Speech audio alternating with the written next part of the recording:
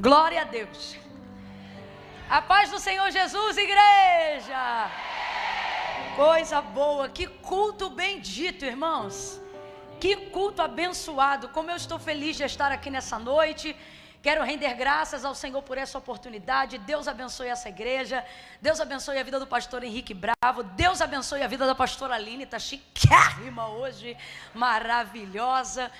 E poder estar aqui diante de tantas mulheres de Deus. Quantos já foram tremendamente abençoados pela oportunidade de estarem aqui? Digam glória a Deus. Quem já sentiu a presença de Jesus aqui? Diga aleluia. Quem está feliz de estar aqui nessa noite, grite assim, ó: ainda bem que eu vim, Jesus. Oh, mais vale um dia nos teus átrios do que 1000 em qualquer outra parte. É melhor estar às portas da tua casa do que habitar nas tendas da impiedade. Oh, louvado seja o nome do Senhor. Levante a sua mão direita para o céu aí o mais alto que você puder. O baterista não precisa ficar com medo não. Quando tu vê que eu fiquei doida, tu entra comigo na loucura, pega essa baqueta, começa a mexer nesse negócio aí, já pode começar, viu? Levante a sua mão direita o mais alto que você puder e diga assim, ó: Ebenezer, até aqui nos ajudou o Senhor. Se isso é verdade, renda graças a Ele, glorifique e exalte o nome dEle. Oh, aleluia! Glória! Aleluia! Aleluia! Amamos esse lugar, amamos o lugar onde o Senhor ordena a bênção e a vida para sempre. Eu digo que tem coisas que só acontecem no nosso quarto, em oração com a porta fechada. Mas, irmãos, tem coisas que só acontecem na igreja. Aleluia. Fala para alguém aí, que bom que você veio. Fale para mais um, fale para mais um. Que bom que você veio.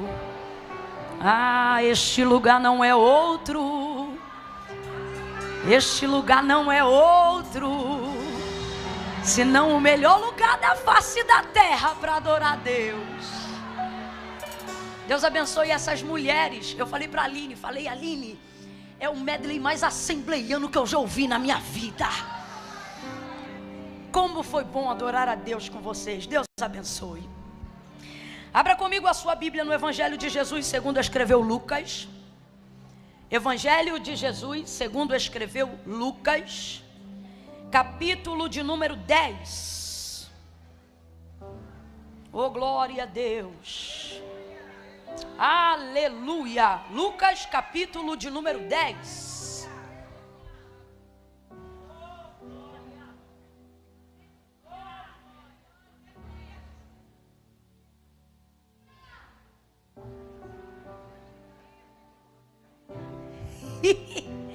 Aleluia. Quem encontrou, diga amém. Amém. Versículo de número 38 em diante. Posso ler? Quem achou, diga glória. Quem não achou, diga misericórdia. Eu te espero.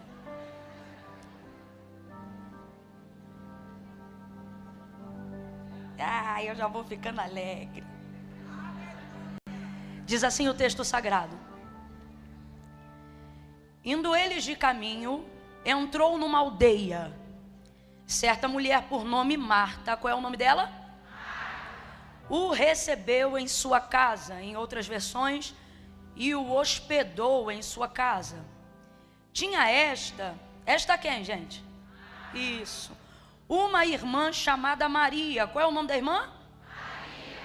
A qual, assentando-se aos pés de Jesus, ouvia a sua palavra. Marta, porém, andava distraída em muitos serviços. E aproximando-se disse: Senhor, não te importas de que minha irmã me deixe servir só? Diga-lhe, pois, agora que se levante e venha me ajudar a servir. E respondeu-lhe Jesus: Marta, Marta, estás ansiosa e preocupada com muitas coisas, mas uma só é necessária.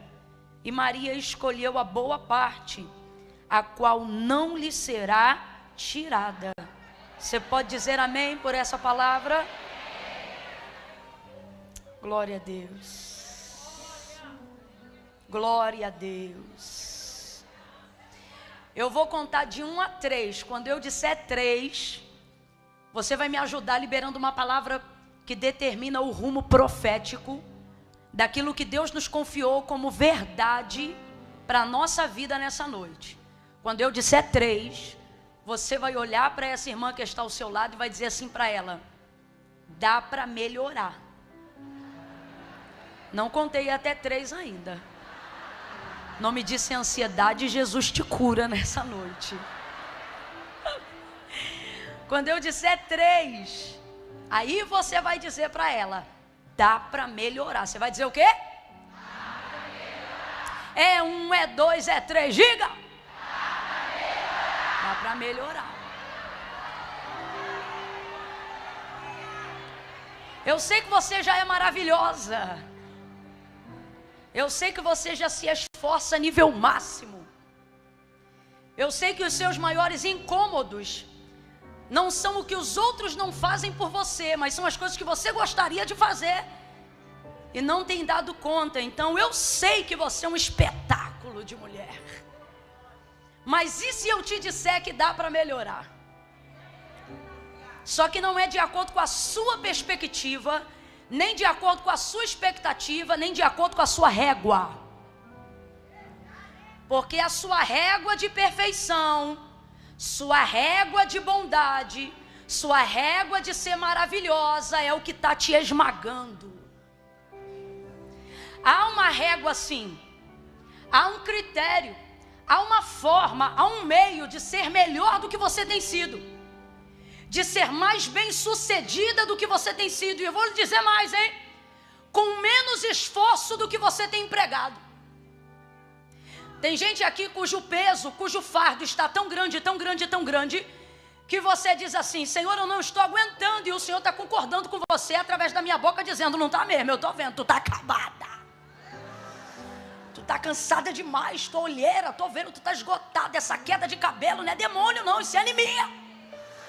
Tu come errado, vive errado, anda errado, mas no final do dia quer fazer o check. Banheiro ok, casa ok, filhos ok, mas não está dando certo. Engraçado, você está fazendo tudo certo, mas não está dando certo, porque tem um jeito, irmão, errado de fazer as coisas darem certo.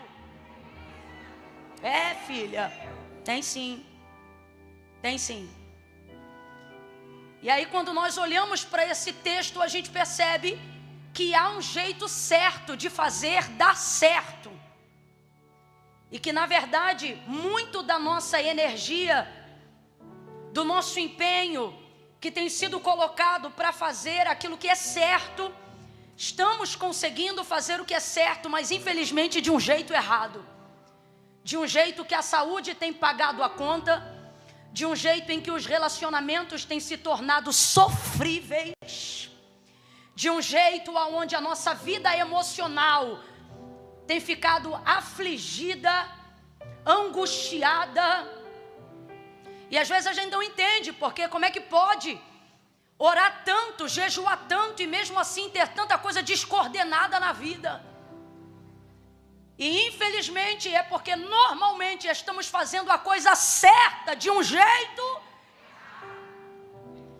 Então quando você diz: Jesus, o que está acontecendo? Eu estou me sentindo tão sobrecarregada, eu estou me sentindo tão pesada. E aí ele me trouxe aqui nessa noite para dizer: concordo, porque o meu jugo é leve e o meu fardo é suave, mas a tua régua, recalachou, é pesada.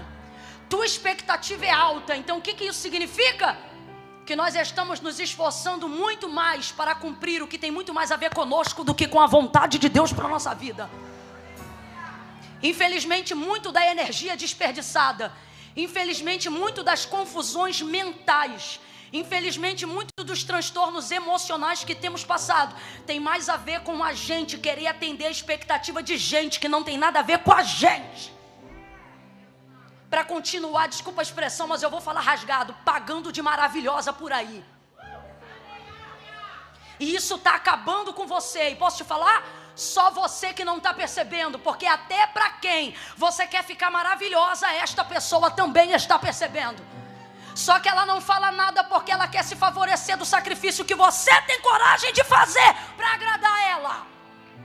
E Deus te trouxe hoje aqui para dizer, te tem uma proposta, e ela começa com um primeiro critério, qual? Está disposta a perder o título de maravilhosa para ficar com o título de serva?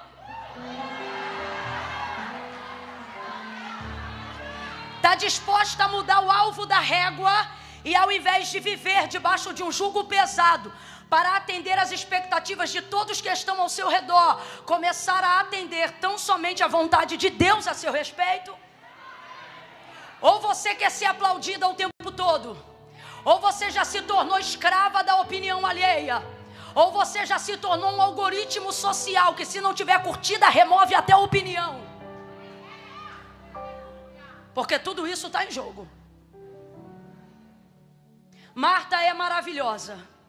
E eu não vou utilizar-me do texto para criticar Marta, assim como o que eu trago aqui nessa noite é um confronto e não uma crítica. Porque relaxadas não querem ser maravilhosas, preguiçosas não querem ser maravilhosas. Então, se tem uma mulher atribulada de espírito aqui, por mais que ela não esteja bem, pode ter certeza, foi tentando acertar o tempo todo que ela chegou nesse ponto. Então isso é legítimo, mas eu preciso dizer uma coisa. Um erro não deixa de ser um erro só porque ele é cometido sinceramente. Mesmo que ele seja um erro feito com todo amor, no final do dia ele ainda vai ser um erro. E um erro sempre é um erro. E a consequência do erro não perdoa a intenção do erro. Eu vou falar de novo. A consequência do erro não perdoa a intenção do erro. Um erro não deixa de ser um erro só porque você o cometeu tentando acertar. No final do dia ele vai mandar a fatura. E a fatura é a consequência do erro, independente da intenção com que você o cometeu. Ela pode ter sido a mais inocente, pura, íntegra o possível. No final do dia a fatura vai ser cobrança e não crédito. Marta está cometendo um erro sincero, mas ainda assim um erro. E eu já te digo em nome de Jesus, está perdoada, viu? Está perdoada. O que isso significa, Camila? Quando você é perdoada de um erro sincero, não significa que você está autorizada a cometê-lo de novo, mas que agora você tem discernimento para não cometê-lo mais, por mais sincera que você seja. Ocorre que as Martas, as atribuladas, as angustiadas, sempre são aquelas que se importam. E é por isso que hoje nós não vamos usar Marta como exemplo de crítica, mas como exemplo de reflexão e de confronto para produzir em nós a mudança que nós precisamos. Ocorre que Marta se importa. Ela certamente é a irmã mais velha da casa. E a gente sabe disso porque senão essa casa seria respondida por Lázaro e não por Marta. Mas todas as vezes a proeminência, todas as vezes que a casa de Marta, Maria e Lázaro é mencionada no texto, é sempre nessa ordem que eu acabei de dizer agora. Nunca é a casa de Lázaro, Maria e Marta. Nunca é a casa de Lázaro, Marta e Maria. É sempre a casa de Marta, Maria e Lázaro.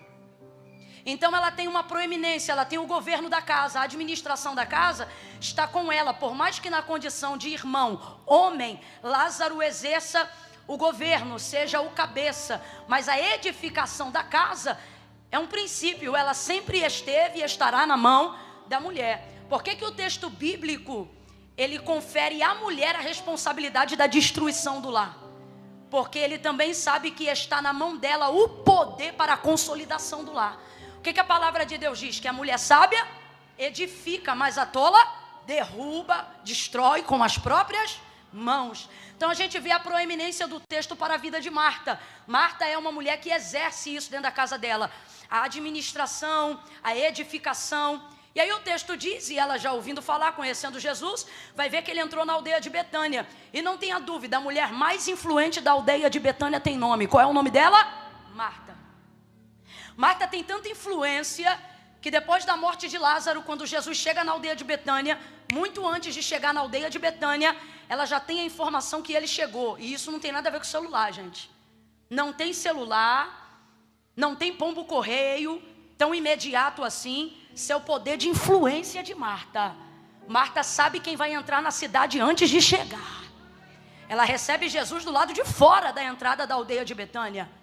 Então ela é uma mulher muito bem desenvolvida, muito bem conectada. Então ela tem qualidades e virtudes 1000. Primeira coisa que eu quero dizer: os maiores erros sempre virão de quem tem maiores virtudes. O que você está dizendo com isso, Camila?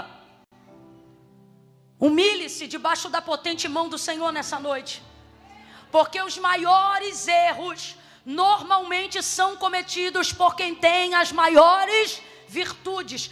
Quanto melhor você for, quanto mais você empenha em ser uma pessoa melhor, maior é a chance de um mínimo erro seu produzir uma consequência grave. Marta é uma mulher de influência. No primeiro encontro dela com Jesus, ocorre que ela vai hospedá-lo, vai recebê-lo em sua casa. E às vezes a gente tem a impressão de que ela está recebendo só Jesus, porque o texto só fala de Jesus, mas a gente sabe que Jesus não andava sozinho. Quando ele estava sem ninguém, ele já tinha 12 andando com ele. Então você imagina, todo lugar que ele ia, todo lugar que ele entrava, era ele mais 12. Vem comigo, era ele mais? Então a gente está falando de uma caravana de 13 pessoas. 13 pessoas cabem em qualquer carro, gente? 13 pessoas cabem em qualquer casa? Aonde comem 3, comem 13? Não, sem programação não. 13 é um número bem expressivo. Só que o texto também diz que haviam outros discípulos que eram guiados pelos 12. Não necessariamente nesse texto, só estou abrindo margem para entendimento de que aonde Jesus passava, se ele não tivesse com ninguém, já eram 13 homens. E se ele tivesse acompanhado, já tinham 70 atrás dos 12. E por onde aquela multidão passava, o texto diz, de acordo com o relato de Lucas, que afluía uma multidão de pessoas. Então aonde Jesus passa, vem nascendo uma caravana que vai se acumulando ao redor dele. Então aonde ele senta, os outros sentam. O que ele come, os outros comem. Aonde ele entra, os outros entram. Então não era fácil receber Jesus em casa. Receber Jesus em casa era desenvolver trabalho. Receber Jesus em casa era desenvolver disposição. Receber Jesus em casa era uma tarefa trabalhosa. Suponhamos então que ele não está com toda essa quantidade de pessoas. Só que o texto diz que quando ficam sabendo que ele está lá, essa multidão começa a ficar no entorno. Aí como é que você oferece uma coisa para aquele que você está recebendo comer, e aqueles que o acompanham não comem nada? Pare para analisar. Você permite se manter em um lugar onde você é bem recebido, mas as pessoas que estão à sua volta seguindo você não são bem recebidas? Você fica lá? Vou falar mais abertamente que é para todo mundo entender. Teu filho pode não ser fácil, mas você volta num lugar onde você viu que seu filho é maltratado? Você aceita um convite de um lugar onde você entra, mas o seu marido não é bem-vindo ou não é recebido lá? Eu estou aqui com a minha mãe, e aí eu venho, e minha mãe vem comigo. Você acharia que eu voltaria aqui, se mesmo eu sendo bem tratada, minha mãe, que é minha mãe, e a minha companhia, ou seja, poderia ser qualquer outra pessoa, eu percebesse que ela foi destratada? Você acha que eu ia ter prazer de retornar aqui de novo, mesmo que eu fosse convidada? Claro que não. Então Marta está envolvida numa engenharia social. Abra comigo a sua boca agora e diga engenharia social. Tá fraco? Diga engenharia social. Rapaz, essa mulher está tendo que se desdobrar de tudo que é jeito, porque de repente, para receber ela teve que aceitar 12 bocas dentro de casa. E são homens chegados de viagem, tem fome, tem sede, e de acordo com a hospitalidade que rege Israel, eles também precisam passar por um ritual aonde se lava pés, aonde se unge cabeça, aonde tem todo um processo. Então ela está cuidando de tudo. Naquela casa tem que saber se o vaso de latrina está em condições de uso. Você está entendendo o que eu estou falando? Eu estou falando de 13 pessoas acessando o banheiro. Eu estou falando de comida precisando ser posta para a colocação de todas as pessoas que estão lá. É uma engenharia social. E existem pessoas que querem preservar o romantismo de que sou eu e Deus e mais ninguém. Irmão, pois não foi Camila, foi o próprio Jesus que deixou claro que aqueles que recebem os seus, recebem Ele, mas aqueles que não recebem os dele, estão rejeitando Ele. Diga de novo, engenharia social. Diga de novo, engenharia social. Camila, eu não estou entendendo. Vai entender já já. Você pensa que Marta é só uma dona de casa, mas ela já teve que se envolver na engenharia social. Por causa de Jesus teve que se readequar, por causa de Jesus teve que acrescentar, por causa de Jesus teve que se adaptar, por causa de Jesus teve que integrar. E alguém diz, por que não fechou a cara para todo mundo e recebeu só Jesus? Porque foi o próprio Jesus que disse: quando eu tive fome vocês não me deram de comer, quando eu estive nu vocês não me vestiram, e quando eu estive preso vocês não foram me visitar. Aí Pedro vai dizer, que é isso, Senhor? Quando foi que nós fizemos algumas coisas, alguma dessas coisas com o Senhor? Aí ele diz, quando vocês não fazem aos meus, vocês não fazem a mim. Então o que ele está dizendo? Quer me receber, mas não quer receber os meus, então não está pronto para me receber. Camila, eu não entendi nada. Vai entender agora. Jesus está dizendo, se eu entro, os meus entram comigo. Aprenda a se adaptar, aprenda a se organizar. Entenda que aonde Jesus entra, João entra. Aonde Jesus entra, Pedro também entra. Aonde Jesus entra, até Judas a gente tem que deixar entrar. Não é fácil. Olha para tua irmã e diz, Judas não. É engenharia social. Não é hipocrisia, é engenharia. Qual é o termo que eu estou utilizando para elucidar o texto? Hipocrisia ou engenharia? Hipocrisia ou engenharia? Maturidade. Desejo de ter Jesus perto de mim me faz me tornar uma engenheira.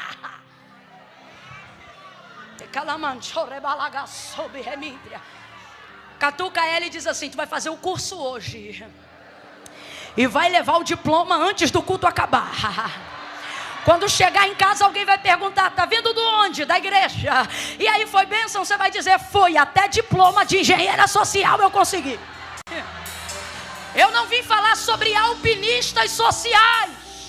É diferente, eu estou falando de engenharia e não de alpinismo social. Eu não estou falando sobre usar pessoas, escalar histórias para chegar aonde eu quero. Eu estou falando sobre a capacidade integrativa que todo aquele que recebe Jesus precisa começar a aprender a desenvolver com os seus. Eu estou sentindo tanta graça de Deus aqui. Bota a mão no ombro de quem está do teu lado aí agora. Vai, minha filha, aproveita esse óleo, bota a mão no ombro dela. Não solta não, bota a mão no ombro dela e diga assim para ela, hoje tu é capaz do que não era, porque hoje o Senhor te faz engenheira. Vai saber entrar, vai saber sair, vai saber conversar, vai saber receber e sem se comprometer. Deus vai te dar uma graça tão grande, tão grande, tão grande, que a água não vai acabar, o feijão vai multiplicar, a farinha vai acrescentar. Deus vai te dar uma graça tão grande, tão grande, tão grande, tão grande.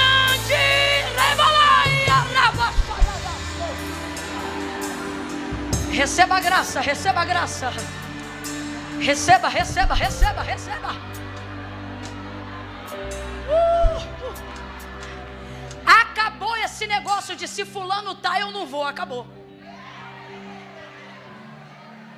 Acabou. Acabou esse negócio de cancelar o negócio que ia ser na sua casa porque você descobriu que estão levando o ciclano. Acabou. Acabou. Grita aí com ele e diz, acabou. Acabou, filha, acabou. Acabou. Maestria é o seu sobrenome. Ei.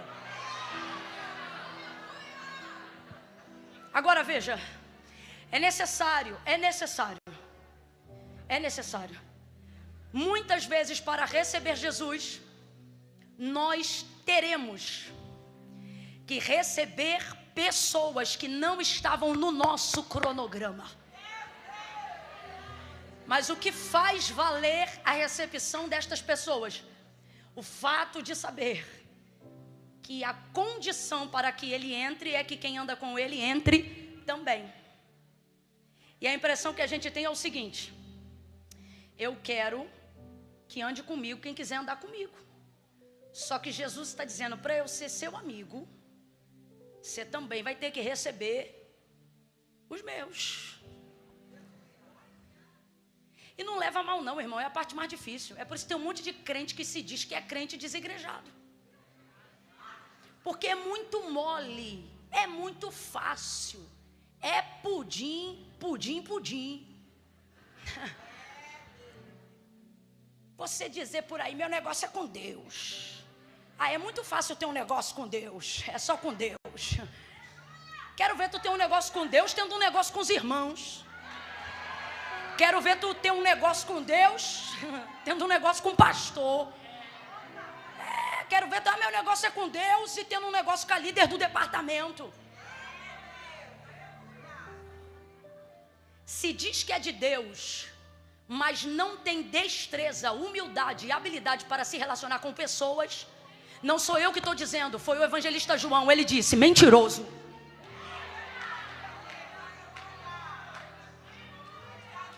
Mentiroso. Ele diz, porque como tu dizes que ama a Deus que nunca viu, e não suporta o irmão que está do seu lado. Sabe qual é a melhor maneira de se relacionar com Deus? Amando pessoas. Quando você quiser dar um abraço em Deus, abrace alguém. E é a distância mais próxima entre você e Deus, está num abraço entre você e o seu irmão. É isso não é fácil não. Isso não é fácil não. Então você vai começar a entender agora por que Marta está atribulada. Eu disse por que Marta está? Então vamos lá, a presença de Jesus atribula Marta? Não, o que atribula Marta é a consequência que a presença dele traz. Se fosse só Jesus, irmão, estava tranquilão. Só que é tudo que envolve a entrada dele. É tudo que envolve a permanência dele. É tudo que envolve o bem-estar dele dentro da minha casa. Então, para que ele se sinta bem, eu vou cuidar de tudo. E é nesse tudo que ela se atribula. E é por isso que eu digo que você está perdoada. E Camila, por que você está falando isso? Porque eu creio que até o final da mensagem a lição que Marta aprendeu, a gente vai aprender também. Agora, enquanto nós estamos aprendendo, é necessário que o coração de alguém que se culpa sempre seja liberado. Para que você entenda, irmão, que preguiçosas não se atribulam. Irresponsáveis não se atribulam. Desleixadas não se atribulam. Então, se você está atribulado é porque você se comprometeu. Se você está atribulado é porque você se preocupou. E o que é de Deus, mas o que é humano, eu preciso ser boca de Deus para tratar desse emocional nessa noite e dizer para você que você pode até ter responsabilidade no estresse, dado ao desgoverno que a coisa tem andado, mas Deus me trouxe hoje aqui para dizer que esta qualidade não é virtude de uma desleixada, mas de uma mulher que decidiu entregar o melhor, fazer o melhor, viver o melhor e se responsabilizar enquanto outras estavam com a perninha para o alto. Não leva a mal não, mas eu vou falar rasgado. É fácil não se atribular indo só em salão de beleza. É fácil não se atribular tendo o dia certo da manicure. É fácil ser maravilhosa lavando o cabelo no salão. Eu quero ver catar piolho de criança, levar para a escola, temperar feijão, cuidar do banheiro, arrumar a casa e no final do dia continuar sendo mansa e humilde. Eu não estou aqui dizendo que é errado fazer coisas boas, mas normalmente quem não tem responsabilidade tem maior capacidade de administração. Difícil é levantar 6 horas da manhã todo dia e depois da meia-noite deitar de novo e ainda estar com a vida de oração em dia. Então eu preciso ser boca de Deus para alguém aqui nessa noite.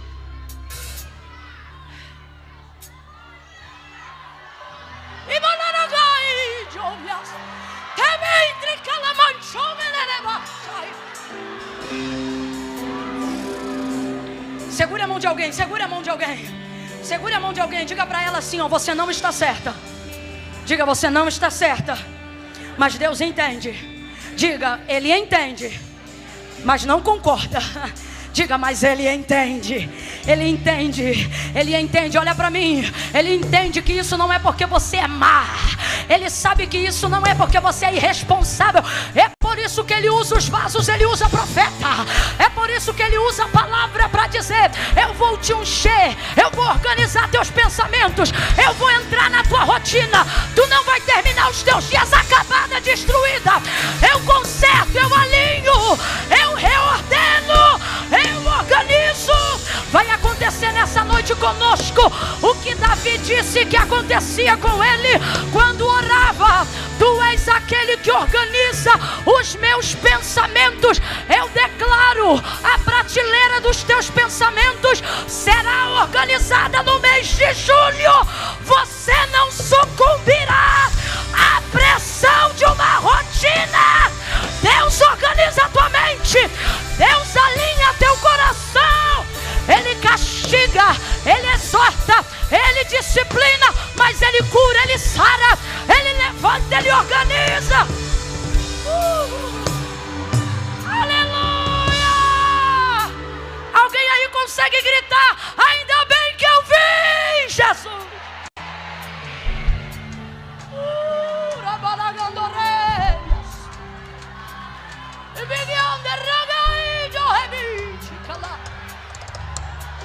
Vai alinhar, vai alinhar, vai alinhar, vai organizar. Ei, vai ser fácil para você, fácil para você. Sabe o que Deus está dizendo? Que o que foi difícil até hoje, quando você corrigir a intenção, o que era pesado de fazer vai ser leve. Aleluia. Agora vamos falar qual é a área das intenções que precisam ser corrigidas. Já pincelamos aí na introdução, lá no início. Lembra quando eu te chamei de maravilhosa? Então.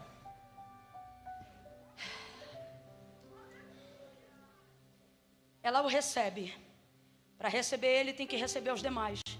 Por isso ela se atribula, porque a demanda se tornou maior do que a capacidade dela. E agora eu percebo Marta não lutando mais para receber Jesus, mas para manter o status da casa que melhor recebe.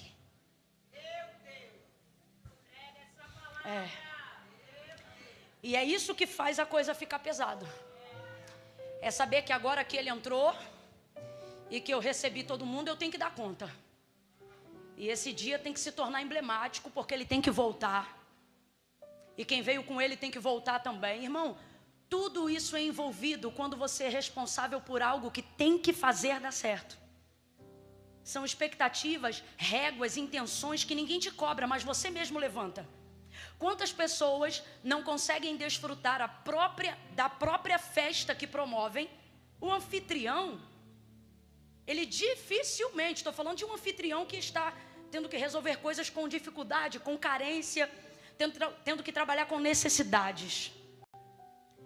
Eu me lembro das minhas festinhas. Você faz uma lista de 10, vem 20. Faz uma lista de 20, vem 30. Porque festa de criança tem o... Se for em julho, então... esqueça tudo. E aí, normalmente, o anfitrião, ele não aproveita a própria festa. É por isso que depois ele começa a parar de fazer festa. Porque a pessoa vai dizendo: é uma tribulação, eu lavando louça até o final, varrendo coisa, limpando o banheiro, não como nada, não aproveito nada. Depois o povo ainda sai reclamando. Ô, irmão, de festa de pobre eu conheço, já dei muito. É aquela resenha. E no meio dessa loucura, quem preparou e quem tem um motivo para celebrar termina estressado. Termina sem fazer a festa e às vezes ainda tem que perguntar para alguém que nem mora na casa: o bolo estava bom? Uai, você não comeu? Não. Tô mentindo?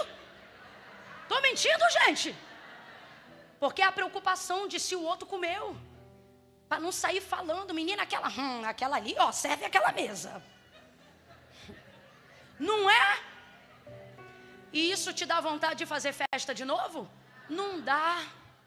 É por isso que todo ano você diz: ano que vem eu não vou fazer nada. Só que você esquece no meses. Quando você vê, você já está lá dentro do Brás de novo. Não é, gente? Ainda bem que nada é para sempre, senão a gente não dava festa nunca mais. O que eu estou querendo dizer com isso? Aquilo que deveria ser bom para todo mundo, incluindo você, que é o motivo daquilo, acaba se tornando um problema. E por que isso? Porque ninguém ali pode sair falando de você. Porque ninguém ali pode falar da sua casa. Porque ninguém ali pode tecer nenhum comentário que venha rasurar a imagem maravilhosa. Porque você é maravilhosa.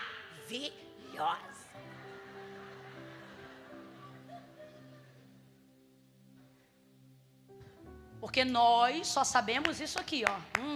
Linda, maravilhosa. Pode ter 60 comentários. Amei, amei, amei, amei, amei, amei, amei. Aí um lá tá, não gostei. Você esquece todos os outros e diz: ai. Você printa, bota no WhatsApp, olha aqui. Por quê?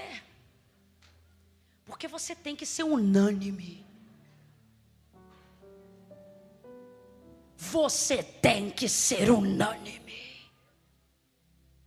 A cunhada tem que te amar, a sogra tem que te idolatrar, a vizinha tem que te achar uma referência. E Jesus está dizendo: Marta, Marta. Deus está falando só comigo ou com mais alguém, gente? Só quem ainda tem força para dizer ainda bem que eu vi, diga aí. Já não sei se eu queria ter vindo, não.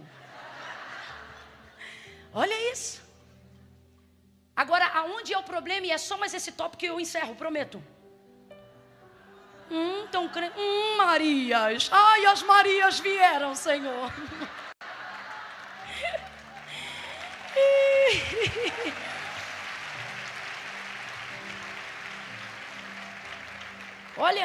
Olha onde está o problema. O problema está aqui, ó. Marta, porém, andava distraída em muitos serviços. Maria estava onde? Ouvindo a palavra. Maria estava onde? Não é que Maria é uma preguiçosa, uma sonsa desleixada, não. É porque quando um mestre estava falando, as mulheres não tinham a oportunidade de ouvi-lo na primeira pessoa. As mulheres não tinham o mesmo nível de acesso ao conteúdo que Jesus está oferecendo dentro de uma sinagoga, por exemplo. Não nesse nível. Então Maria está ouvindo o que nunca ouviu. E ela vai parar tudo. Por quê? Porque louça vai ter amanhã, casa para arrumar de novo vai ter amanhã. Mas aquilo que está acontecendo naquela hora é só naquela hora. É por isso que eu não entendo, às vezes, quem vem para a igreja, rapaz, fica em pé e daqui a pouco começa a saracotear antes do culto acabar. Dá uma impressão de tipo assim: meu, se você veio receber uma coisa que só Deus podia te dar e isso ainda não acabou, por que você acha que o ponteiro determina seu futuro lá fora? Amanhã os dias e as horas continuam iguais. Não é o que você faz lá fora, é a capacidade que você tem de receber aqui dentro. Minutos lá fora não mudam nada, mas aqui podem mudar até anos da sua vida. Maria teve esse discernimento. E aí ela compreendeu. E o texto diz que ela ficava aos pés de Jesus. Aí Marta, distraída diante de tudo isso que a gente já demonstrou que era a responsabilidade dela, ela vai errar. E o erro fatídico dela vai ser nesse ponto aqui, ó. Não são nos muitos serviços, mas é na intenção. Olha o que ela vai fazer. Quem exerce o governo daquela casa é Marta. Logo, ela deveria ser a pessoa mais próxima de Jesus. Então eu vou te perguntar e você vai me responder, ok? Quem nesse contexto é a pessoa mais próxima de Jesus? Vou te dar uma dica. O texto diz que uma mulher por nome Marta o recebeu em sua casa. Então quem é que convidou? Quem o recebeu? O estreitamento, a conexão de Jesus para compartilhar quem ele é com toda a casa vem por intermédio de quem? Então com quem o texto apresenta maior afinidade? Com? E aí Marta tem tanta conexão com ele que ela não manda recado, ela fala com ele diretamente. Quem tem intimidade não manda recado, fala diretamente. Ela chega, rapaz, olha isso. Ela chega, vê Maria, a bichinha, sovaco pingando, cabelinho pro alto, e Maria maravilhosa, ouvindo Jesus pregar. Aí ela não chega em Maria. Se ela tem intimidade com Jesus, mais intimidade ainda ela tem com quem? Por que Marta não chega em Maria? Quem é a irmã mais velha? A proeminência do texto apronta para Marta. Então quem é a irmã mais velha? Quem tem proeminência? Quem tem o governo da casa naquele dia? Quem está cuidando de tudo? Rapaz, por que ela não chega em Maria? Eu sou a sonsa.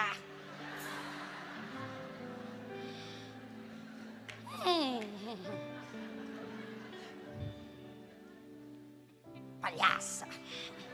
Irmã? Eu estou falando de papo de irmão. Você sabe como é que é irmão, né? Ah, irmã, só quem tem irmão vai entender o que eu vou dizer agora. Quando eu estava tudo bem com a minha irmã Jéssica, era show de bola. Mas se desse ruim e eu estivesse na rua com a roupa dela, era isso aqui que acontecia, ó. Ela apontava da ponta da esquina e eu jogando vôlei, toda suada na rua com a roupa dela.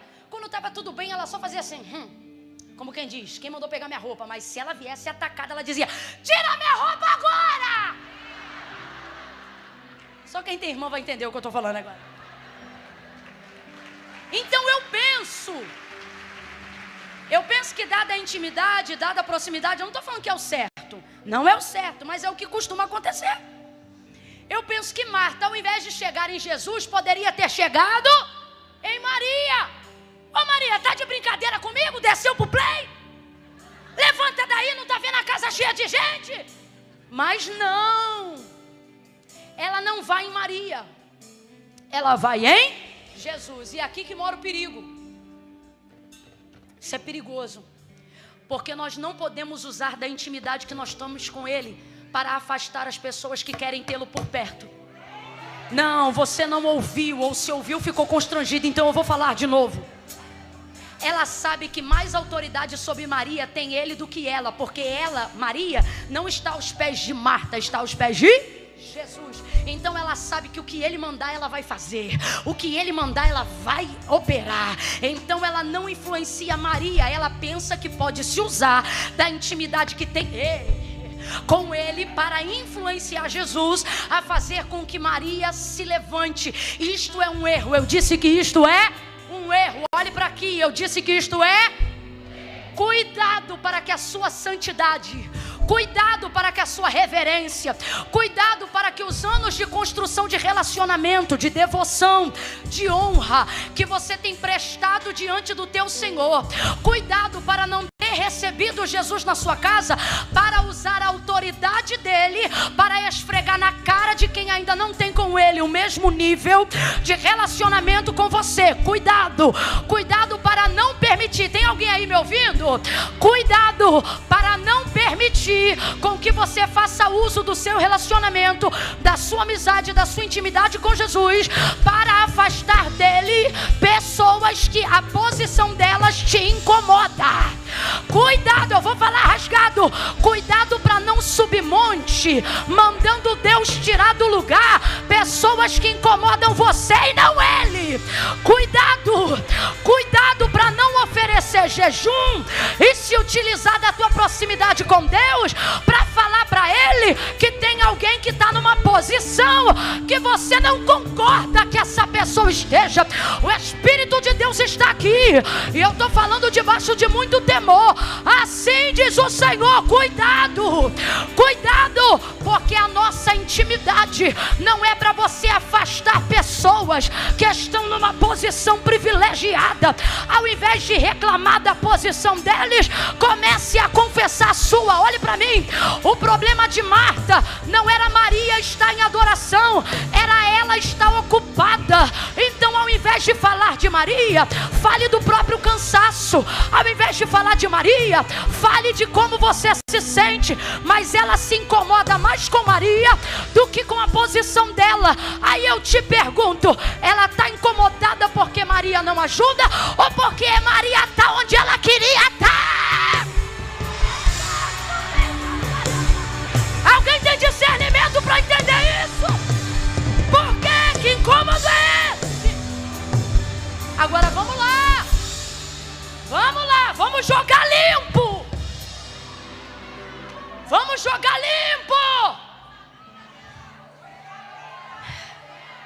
Jesus não diz em momento nenhum que Maria está errada.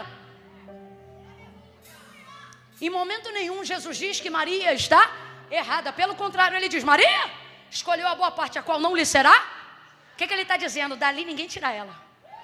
Ei, Deus está protegendo algumas Marias nesta noite, de algumas Martas que são mais velhas, que têm influência, poder e hierarquia. E as Martas estão dizendo: tira de lá.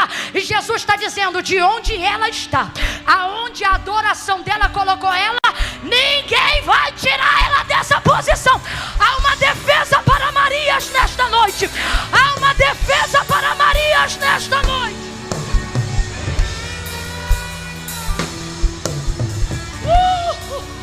Aleluia! Aleluia! Então ela vai se utilizar da intimidade que ela tem no relacionamento com ele. Não é a primeira vez que fazem isso com Jesus. Mateus capítulo 15, versículo 21 em diante, o texto vai falar de uma outra mulher cuja posição incomodava outros que eram mais próximos de Jesus. De quem eu estou falando? Cananeia. Lembra dela? Mateus capítulo 15, versículo 21 em diante. Saíra das cercanias de Tiro e Sidom uma mulher grega, cirofenícia cananeia, a qual clamava e gritava, dizendo: Senhor, filho de Davi, tem compaixão, tem misericórdia de mim, que minha filha está miseravelmente endemoniada. E a mulher gritava, gritava, gritava, e Jesus continuava andando e não respondia nada. Os discípulos, vendo que aquilo incomodavam eles, começaram a se aproximar de Jesus. Gente, a gente tem que tomar muito cuidado qual é a motivação que nos leva para mais perto de Jesus. A gente tem que tomar muito cuidado com esse relacionamento que a gente preza com Ele. Cuidado para você não macular a prática do jejum, jejuando certo pelo motivo errado. Cuidado para que a tua oração não se torne pecado de feitiçaria, de agouro. E suas vestes, seu rosto e seu semblante te façam parecer uma mulher de Deus, mas o céu te vê como uma bruxa.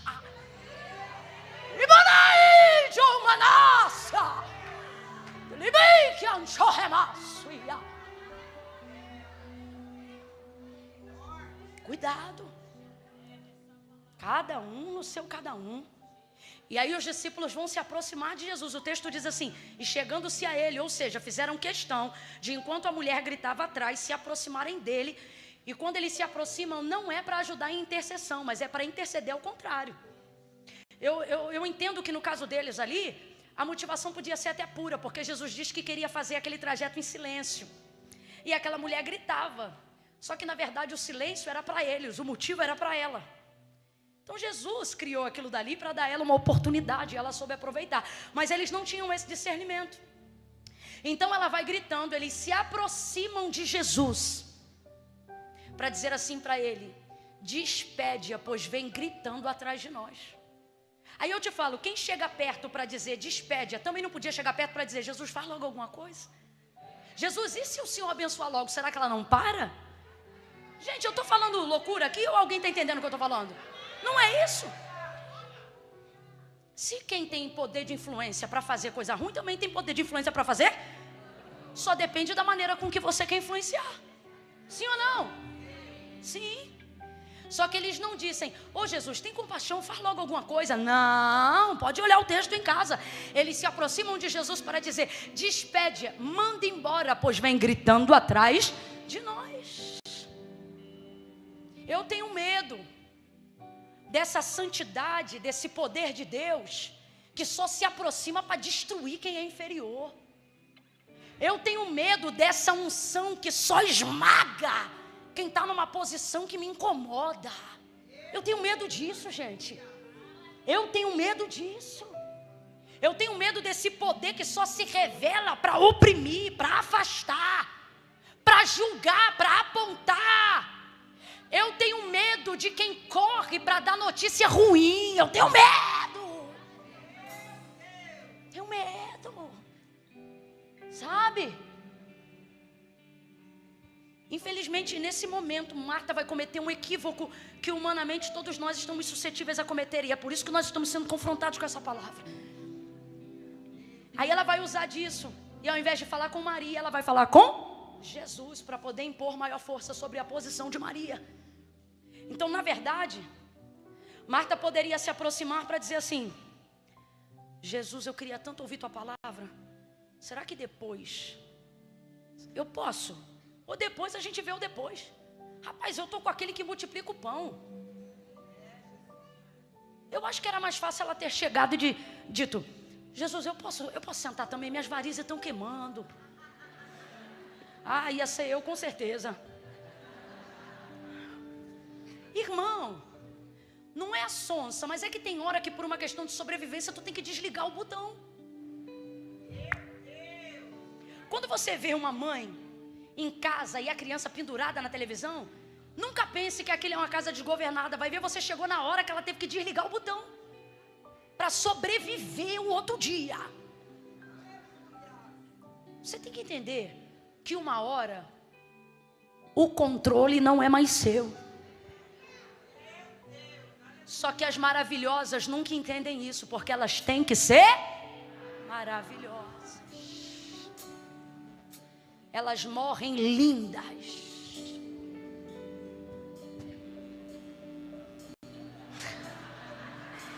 De que vale uma morta bonita, minha filha? É melhor uma viva descabelada, tomando uma xicrinha de café na varanda. É melhor você viver um dia com o direito de ser feia, do que morrer sendo linda. Quem falou que você tem que estar na crista da onda sempre? Tenha um dia da semana no seu direito de ficar feia. A ter paz. Não, eu sou maravilhosa. Tá maravilhosa, Instagram perfeito, casa sepulcro caiado, lotada de perfume importado, para ninguém perceber o estado de putrefação da sua alma. Que isso, menina? E aí é nessa hora que, ao invés de admitir o seu estado, você se rebela contra a posição de quem está no lugar onde você queria estar. Mas tem que ter coragem para ser feliz, filhona. Felicidade não é questão de maturidade, é questão de coragem. Eu vou falar de novo e não vou me justificar.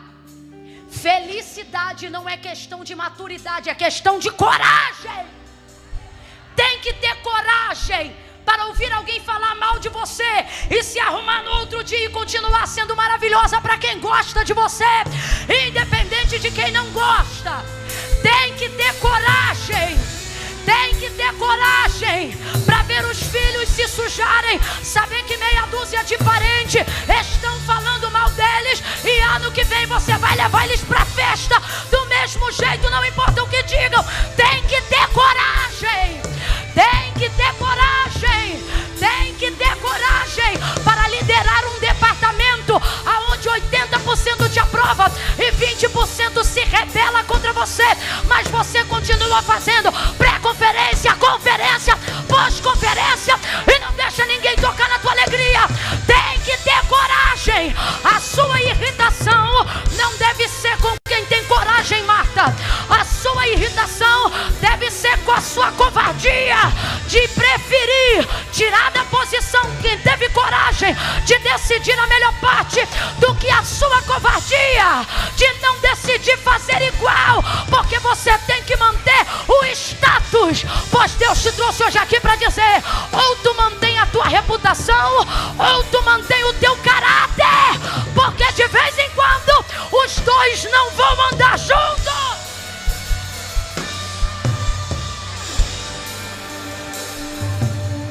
O que é caráter? Caráter é quem Deus sabe que eu sou. Então vou perguntar para vocês, quem me ouviu responda: o que é caráter? E o que é reputação? O que dizem que eu sou. Meu caráter diante de Deus não muda, mas a minha reputação de vez em quando oscila. Por quê? Porque ela não tem a ver com o meu caráter, tem a ver com o que andam dizendo naquele tempo. De vez em quando eu sou maravilhosa. De vez em quando, minha filha, eu sou um lixo humano para alguém. Isso é o quê? Qual é o nome disso? Sabe o que está te matando? Não é a cruz, é o peso da reputação. que você quer sustentar para agradar gente que não paga uma conta tua, que não faz uma oração por você. E sabe o que acontece dentro desse contexto? Ao invés de se indignar com a sua posição de Marta, você se indigna com a posição de... Porque ela teve coragem de fazer algo mesmo que a reputação dela fosse quebrada enquanto ela fazia. Porque vamos falar a verdade? Tu acha que é só Marta que está falando mal de Maria? Acorda, garota. Se quando quem está perto e te conhece fala mal, esquece. Quem está no entorno, então...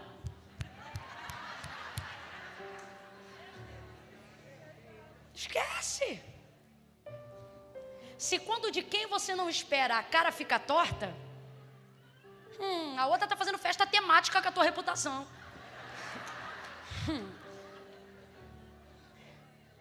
E quando a gente chega nesse estágio da vida, porque todo mundo já passou por ele em algum momento, onde a sua reputação é maior do que qualquer outra expectativa sua. E para quem é crente isso é pior, porque você acha que Deus está mais de olho na tua reputação, e a gente chama isso de testemunho. Deixa isso para outro dia que vocês não têm maturidade para ouvir essa parte não. Estou brincando, é porque não dá tempo. Veja, ela deveria se incomodar mais com o peso disso. Mas quando eu não posso me incomodar com o que eu faço questão de sustentar, eu quero tirar então a posição do outro. Olha o que o texto bíblico nos ensina. Que a medida da injustiça, ela é medida pela justiça. O que isso significa?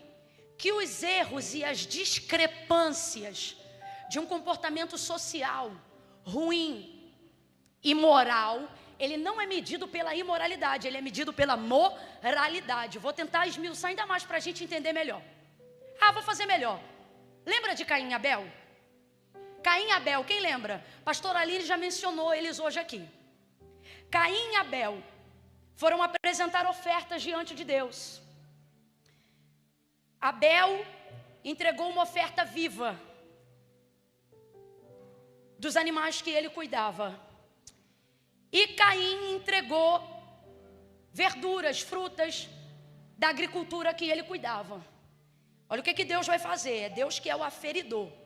Antes, Deus não afere a oferta pela oferta. Deus afere a oferta pelo ofertante. É ou não é? Quem lembra da viúva? Calma que eu abro os parênteses, mas eu fecho tudo. Vem comigo. Lembra a viúva? Ofertou uma moedinha equivalente a 5 centavos. E os ricos ofertaram muito mais do que ela. Só que Jesus recebeu a oferta dela. Ele disse, porque vocês ofertavam do que sobravam, mas ela ofertou tudo que ela tinha. Então, antes de Deus avaliar a oferta, Ele na verdade afere o coração, a intenção do ofertante. Então, com Deus não é só o que você demonstra do lado de fora, mas é a motivação que te levou a fazer a entrega do lado de dentro, ok? Caim e Abel. Então, aqui não é o fato de ser fruto da terra ou sacrifício, como muitos já fizeram. Quando ele vê, ele aceita a oferta de Abel, mas a de Caim ele rejeita. Caim fica atribulado e Deus vê a tribulação do coração dele e fala para ele, ô Caim, se você trouxer uma oferta equivalente como a de Abel, é um exemplo. De igual forma eu não vou aceitar. O que Deus está dizendo? Eu sou justo, Caim. Não precisa se revoltar, eu não estou escolhendo Abel porque eu gostei mais dos olhos dele. Não! Faça semelhante. Deus está dando para ele uma régua, sim ou não? Deus está usando a vida de Abel para mostrar onde Caim pode acertar, sim ou não?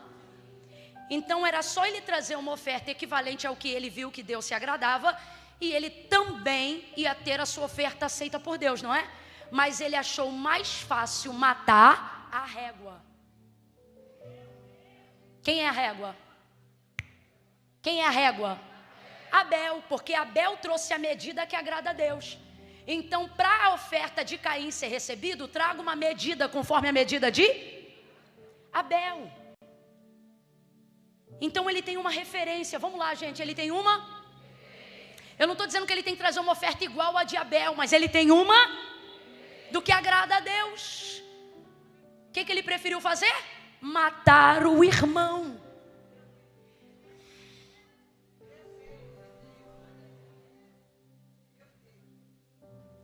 Com José foi a mesma coisa. José se tornou uma referência dentro da sua casa. E quando os irmãos viram que ele era a referência pela qual manifestava o amor do Pai, o venderam, simularam uma morte. Por quê? Aqui. Por quê? O mundo odeia Jesus. Palavras de Jesus que eu estou reproduzindo. Ele disse que o mundo iria nos odiar, mas não era nós que o mundo estaria odiando. Estaria odiando ele, porque ele é a régua, ele é a medida da justiça. Quando é que as pessoas se revoltam com você? Quando elas percebem que você é a régua que impede elas de fazer o que elas gostariam de fazer de errado com liberdade. Então você se torna uma pessoa incômoda nesse ambiente. Quem está entendendo o que Deus está falando aqui? Elas têm, assim como todos nós, a opção de olhar para a referência e dizer, vou fazer assim. Mas elas preferem matar as referências, para que elas possam continuar entregando o que querem, fazendo como querem, para que ninguém tenha referência de que é possível melhorar, para que ninguém tenha referência de que é possível ser santo, para que ninguém tenha referência de que é possível casamento em santidade, namoro em santidade. Então elas querem matar todos os padrões e referências, como Caim matou Abel. Quando nós não temos condições de olhar para o nosso próprio erro, a posição de quem está melhor do que nós nos incomoda. Talvez psicologicamente falando, Marta não está levando tudo isso em questão, mas o nosso olhar mais elucidado, olhando de fora, nos dá a oportunidade de ver a coisa como é. E como é a coisa? Ora, pare para analisar. Ela poderia ter falado com Maria, mas não falou, falou com Jesus, porque está usando a parte que ela é boa para tirar Maria de lá. Segunda coisa, ela de vez se incomodar com a posição dela, porque ela está cansada por causa do serviço dela, ela vai se incomodar com a posição de Maria. Quando você estiver muito incomodado com a posição de alguém, reflita se é a posição dela que te incomoda, ou é perceber que você gostaria de estar lá, mas não pode.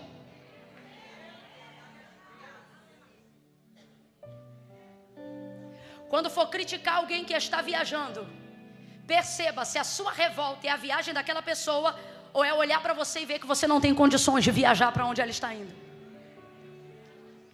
Quando você vê uma mulher de Deus em um status de reconhecimento na igreja a qual ela faz parte, e você se incomodar porque acha que ela não é digna de estar naquela cadeira, perceba se o que te incomoda é a incapacidade dela, ou é o fato de que você ainda não ocupou esta cadeira. Revise aonde mora a motivação do seu incômodo, porque se você diz que o problema é cansaço, a maior revolta deveria ser com a sua posição e não a do outro. Então Marta, no auge da razão, vai dizer, Senhor, tu não te importas que eu fique aqui servindo só enquanto ela está ali? Aí ela vai dizer a Jesus o que Jesus tem que fazer. Aí esquece, vou fechar a Bíblia. É o auge da nossa loucura. Você está muito ocupada mesmo. Está tão ocupada que está variando. É quando você tem o Senhor na sua casa, mas acha que pode dizer a Ele como Ele tem que trabalhar. Eu vou te ensinar com todo carinho. Aprenda que quando você ora, você suplica aquilo que Deus pode fazer. Você não usa da súplica para dizer o que Ele tem que fazer. Vou falar de novo. Quando você fala com Jesus, você usa o recurso da oração para dizer para Deus o que você crê que Ele pode fazer. Você não usa o recurso da oração para dizer a Ele o que tem que ser feito. Camila, eu não entendi. Vai entender agora. Eu vou reproduzir algumas orações que a gente faz de vez em quando. Ao invés de dizer, Senhor, eu preciso de Ti, me socorre. Senhor, eu preciso de Ti, ajuda a minha família. Senhor, eu preciso de Ti, converta os corações. Não, no auge da sua autoridade profética, afinal você é maravilhosa, você é ungida, você é gloriosa. Ai, você é a noiva poderosa, a ungida que ora, a mulher de campanha, a única crente na casa, a que se converteu primeiro. Eita, que Jesus está pegando nas nossas pernas com a varinha dele nessa noite, e Ele está dizendo, aí quando você ora, ao invés de dizer eu preciso, ao invés de dizer: ajuda que você vai lá e dá de espada nele, vai lá e mostra para ela, vai lá e faz assim, faz assado. Jesus está dizendo: ora, é você que me manda ou sou eu que te mando? É você que é a senhora ou sou eu que sou o senhor? Ele está dizendo para a gente hoje aqui: me recebeu, então aguenta o meu senhorio. Não é você que me manda, sou eu que decido. Você suplica e eu que faço. Humilhai-vos debaixo da potente mão do Senhor, e ao seu